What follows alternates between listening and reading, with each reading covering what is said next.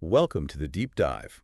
We've got some really interesting source material from a listener today. Yeah, looks We're fascinating. going to take a journey through this conversation about music genres and also the language around them. Sounds good. Think of this as, well, your quick way to get a much richer understanding of the key musical ideas that popped up in the source. So what's the mission? Our mission today is to really pull out the key info, the different kinds of music mentioned, yeah, but also the terminology. Like acronyms, I saw that mentioned. Exactly. Things like acronyms and maybe some of the, cultural insights that came through. The source is audio from a game show segment and then some discussion about it. Okay, game show, audio, and discussion. Oh, Got it. yeah. So vocabulary, culture, genres. Yep, get ready to tune in. We'll cover quite a range of genres and the words used to describe them. Looking at the source, it's quite a musical tapestry they've laid out. Right. What's really striking is just the sheer number of genres that come up. It's a great reminder of how many different ways people organize sound. Absolutely. Okay, let's dive right into that game show part first. They really moved fast. Uh-huh. First one was country. And the example song was George Strait's Carrying Your Love With Me. Yeah, classic. That's that really smooth classic country sound, isn't it?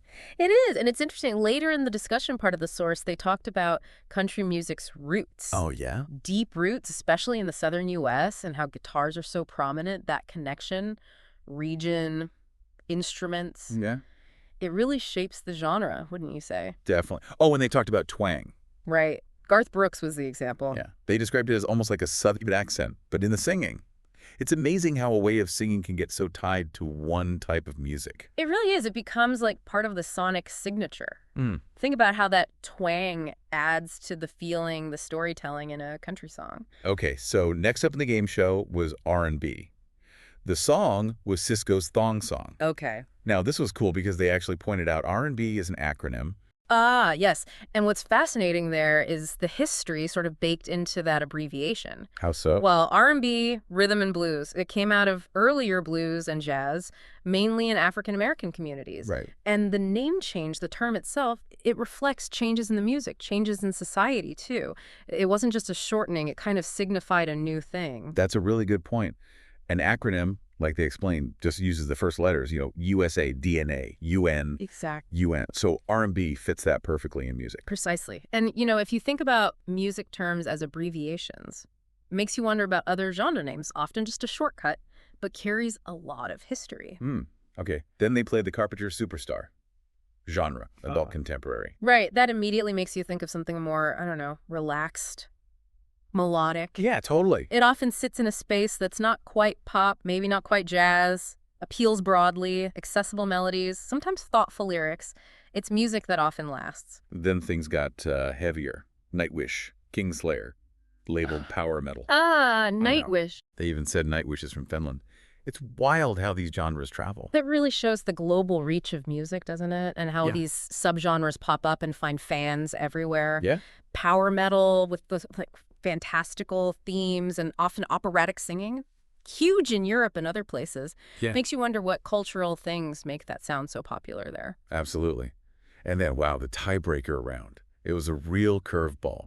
They listed hip-hop, classical, gothic metal, rap, disco, And fun. and even just fun. Yeah. That's a real mixed bag. It really highlights how genre can sometimes be pretty subjective, right? Or at least up to the game show producer. Yeah. Fun as a genre.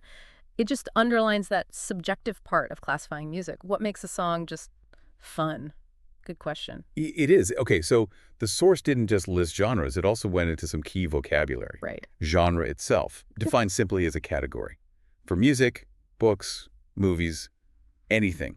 Which is, fundamental. It's how we start to organize and talk about all the sound. And we already hit acronym, that useful word shortener. Yeah. And the R&B example really grounds that in the music world. We also got twang, that singing style. Uh-huh. And it's not just the accent. It's often a specific vocal technique, a certain tension that gives it that sound, became really tied to country storytelling. The game show setting also brought up double or nothing.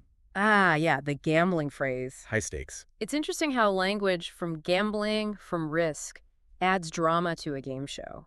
Big wins or big losses. And tiebreaker, which is pretty straightforward. Settling a draw. Standard competition stuff, yeah. Need a clear winner. The pressure is on, Huh. was another one they explained. using that Michael Jordan analogy, Oh, right. needing to perform when it counts. That analogy works so well because everyone gets it.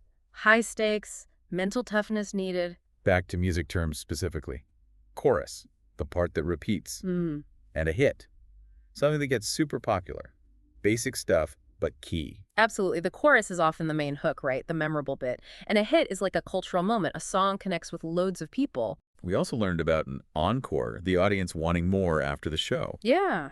and a cappella, singing with no instruments. Both really part of the live music thing. Encore shows appreciation, a cappella shows off the voice itself. Raw power. And who hasn't done some air guitar? They nailed the definition. Pretending to play guitar while listening. Huh. Yeah, it's that physical thing, right? Connecting with the music, that silent little performance. So many people do it.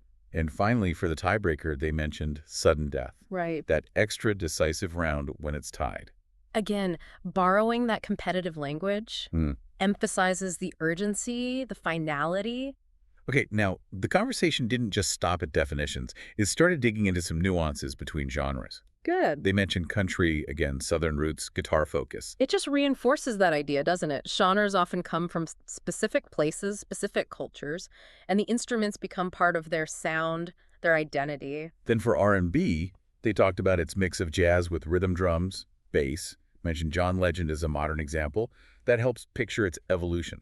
Exactly. It connects the history to now, shows how traditions change but also carry on. Metal was described as this huge umbrella, Yeah. with subgenres like power metal and gothic metal.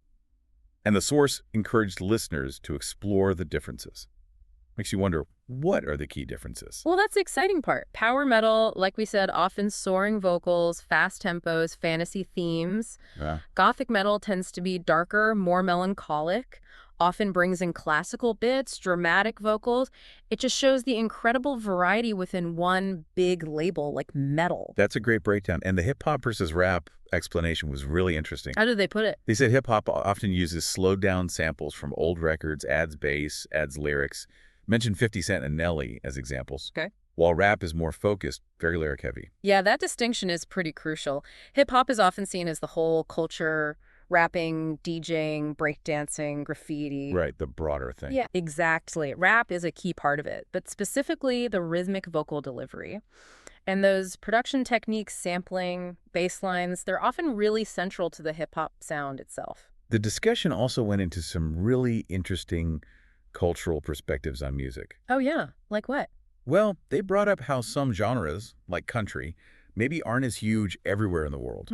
That makes sense. It highlights how our background, our culture, shapes what music we know or like. Genres carry cultural meaning. They resonate differently in different places.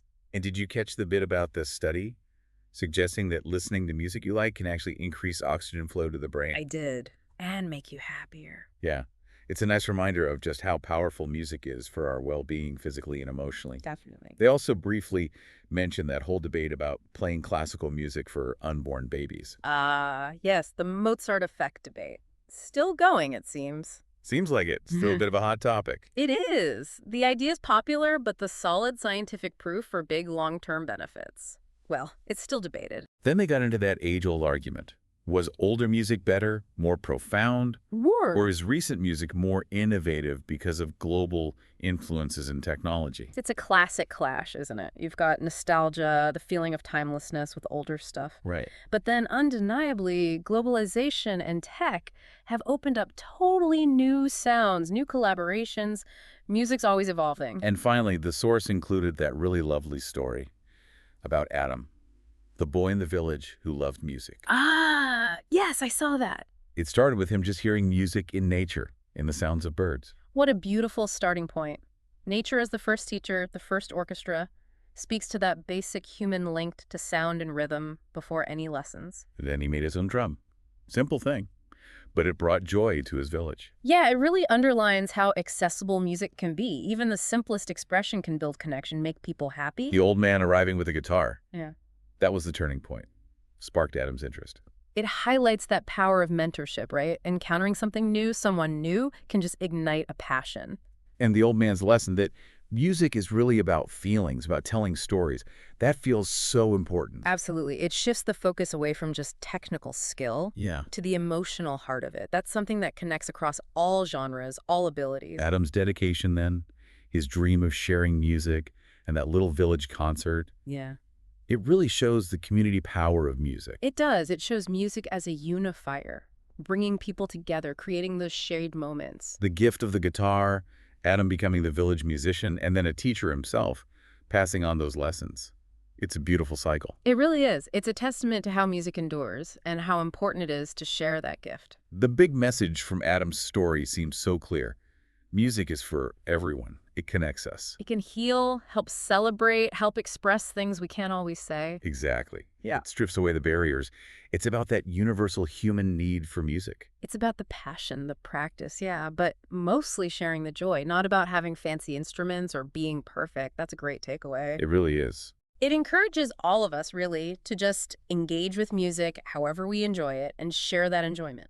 So wrapping up this deep dive, we've really covered a lot of ground. We have. From specific genres like country, R&B, metal, to the words we use like acronym, twang, chorus. And maybe more importantly, we touched on the cultural side of things and that fundamental human connection to music, which Adam's story highlighted so beautifully. It really shows how even a source like this, maybe aimed at language learning, can offer so much insight into music, culture, and how we talk about it all. It's a good reminder that learning language is way more than just words. It's about diving into culture, understanding, expression. So for our final thought today, here's something to chew on.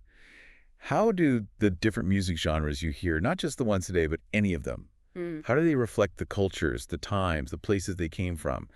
Maybe more personally, think about your own music tastes. What might your preferences reveal about you? Your identity, your experiences, your values. What story does your own playlist tell? That's a wonderfully introspective question to end on. Until our next deep dive, keep listening and keep thinking.